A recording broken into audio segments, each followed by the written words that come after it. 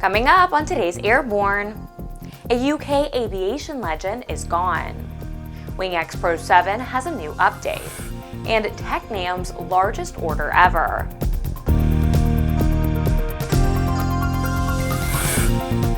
Welcome to Airborne on Aero-TV. I'm Ashley Hale.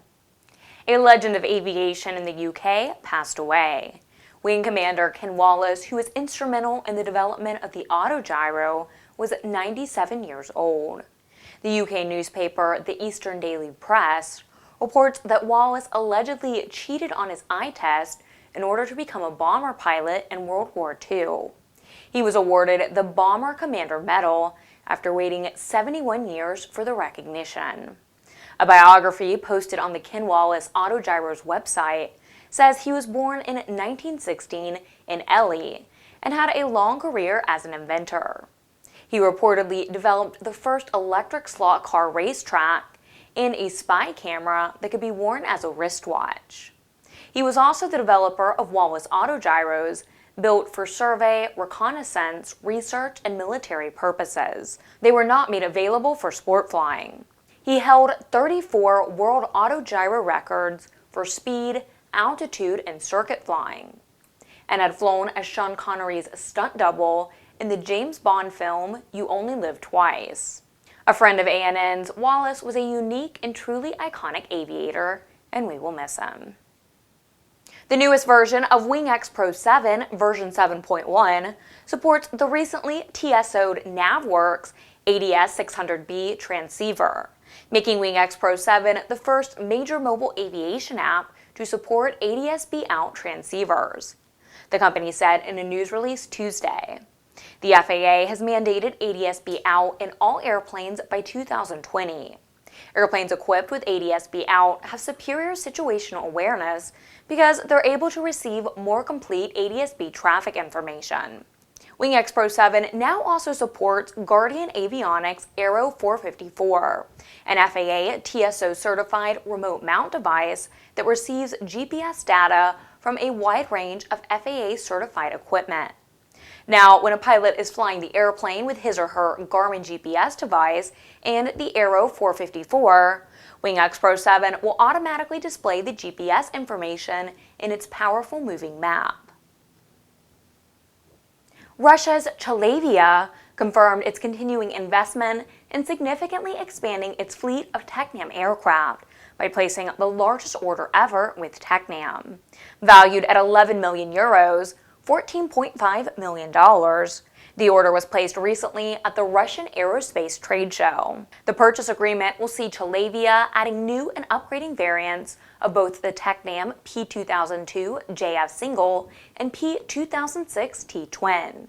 With this order, ChelAvia will grow its fleet to around 100 Tecnam aircraft, with deliveries scheduled to begin next year and continue through 2016. Established in 2003, ChelAvia is committed to significantly developing both general aviation and commercial flight training in Russia. American-US Airways and the Department of Justice will go to court over the airline's proposed merger on November 25, 2013. The trial date was set Friday by District Judge Colleen Kohler-Catelli. The two airlines had originally requested a November 3rd date for the trial, but the DOJ had said they could not be ready that quickly. Reuters reported that in a response to the judge's order, Justice Department spokesman Peter Carr said, quote, "We appreciate the court's careful consideration of the scheduling issues and will be ready to present our case," end quote.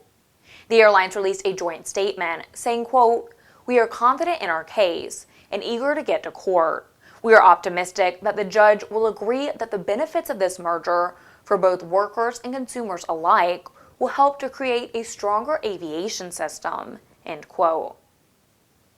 Recent airline accidents and incidents, such as the Southwest Airlines 737 that apparently landed nose first at New York's LaGuardia Airport in July, are pointing out a growing friction between airlines, the FAA, and the NTSB over how information is released to the media and the public.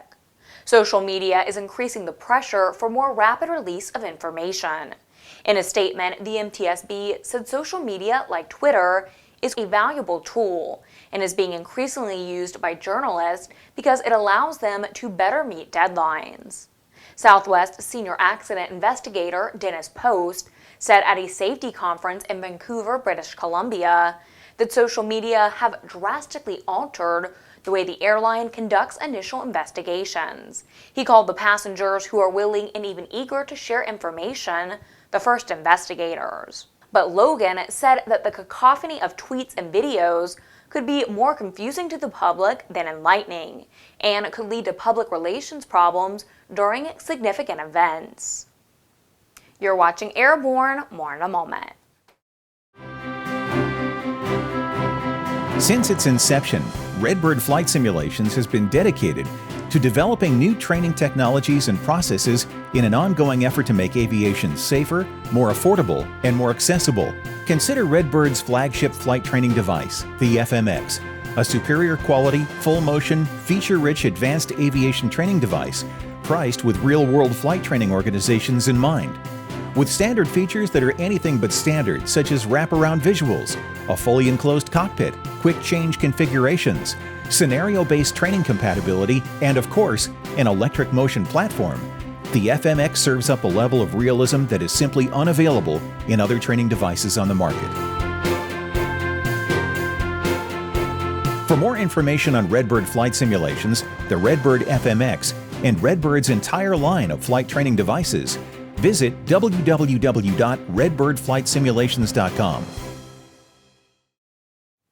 Welcome back. If you'd like to suggest a story for Airborne, Aero-TV, our website, or our podcast, drop us an email to news-by@aero-news.net.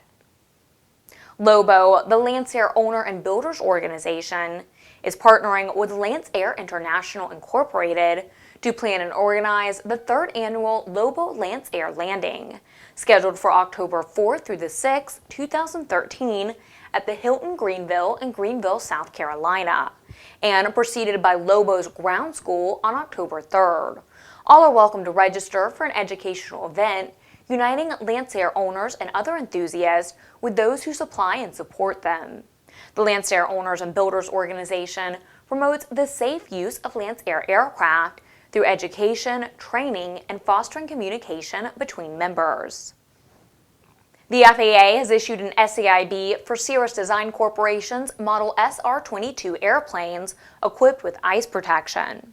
This SAIB tied to two fuel notifications in which it was determined that a fuel return line passing through the TKS tank had pinholes due to corrosion. Not only was the fuel return line corroding due to interaction with the TKS fluid, but the TKS tank sealant itself was becoming soft after long-term exposure to the TKS fluid. The FAA recommends that all specified CDC models should complete Cirrus Service Bulletin number SB2X2811R2. The R2 revision calls for replacement and sealing of the return fuel line and replaces the TKS tank sealant with one that will not soften. The FAA also requests feedback from owners and operators as to the condition of the fuel line and the TKS tank sealant discovered during the accomplishment of the service bulletin. Augusta-Westland is flight testing a number of aerodynamic improvements, including a modified vertical tail fin that will boost the performance of the AW609 tiltrotor. The extensive package of product improvements includes a new, more aerodynamic design for the engine exhaust nozzles and changes to the prop rotor spinner cones. Together, these modifications reduce the drag factor of the AW609 tiltrotor by approximately 10%, as well as delivering a significant weight reduction with a resulting performance increase. An upgraded version of the Pratt & Whitney Canada PT6 engine is being tested, and BAE Systems is providing an upgraded flight control computer. These modifications are an integral part of the overall AW609 tiltrotor program rebaselining, aimed at reducing customer acquisition and operating cost, coupled with delivering performance and technology improvements. It's time to hear what Jim Campbell has on his mind today.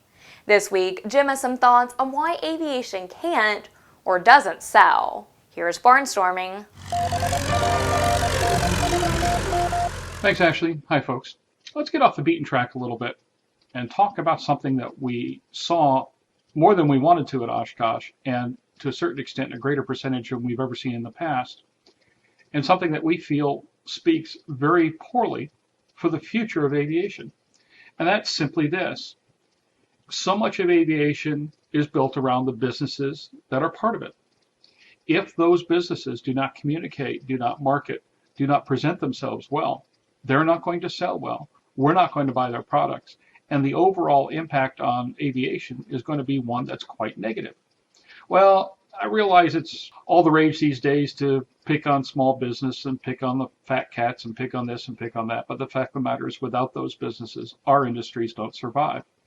And it's everything from, Podunk Aviation in Podunk, Idaho, to the Cessnas and the Pipers and the Beechcrafts of this world. We need to demand, and these businesses need to present themselves in the best possible light. We went to press conferences where there were people poorly prepared to talk about their product, did not have resources, materials, or even business cards, couldn't say what their website was. We went to booths where people weren't prepared to sell products, wouldn't even talk about the products. In some cases, salespeople were talking to each other rather than talking to customers, weren't interested in getting information out or getting information from customers for follow-up.